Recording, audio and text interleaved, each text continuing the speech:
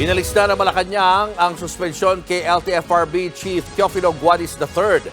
Pero ayon kay DOTR Secretary Jaime Bautista, hindi ito nangangahulugang absuelto na si Guadis sa investigasyon sa katiwalian. Nasa frontline ng balitang yan si Gerard de la Peña.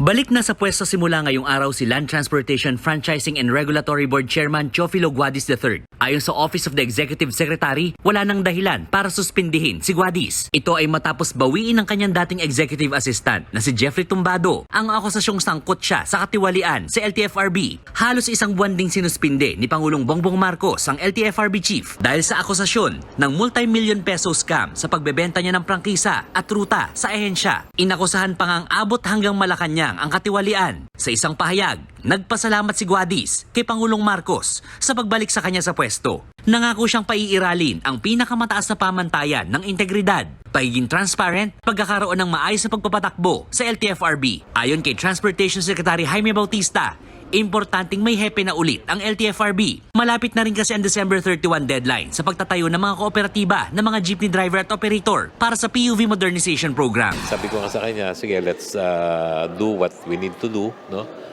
Because one of the deadlines is yung consolidation, no? Industry consolidation, which we want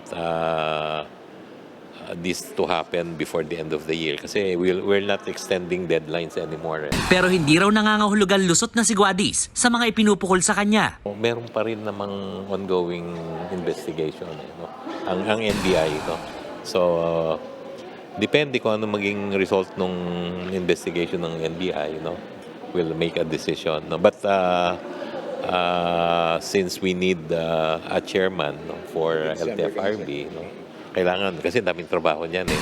Dismayado naman ang grupong Manibela sa pagbalik ni Guadis sa pwesto. Hihingi raw sila ng dialogo sa Kongreso kaugnay nito. Parang merong cover up po dito. May mga pinagtatakpan po ba tayo rito kung bakit ibinabalik na natin dun sa kanyang posisyon, dating posisyon. At bakit po ganun napakabilis? Wala pa tayong naipapakitang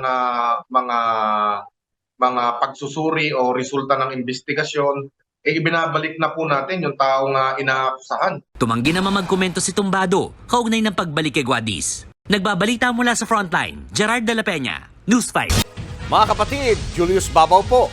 Huwag maging huli at maging una sa lahat ng balitaan. Para sa tuloy-tuloy na talakayan sa frontline, mag-follow at mag-subscribe sa social media pages ng News 5.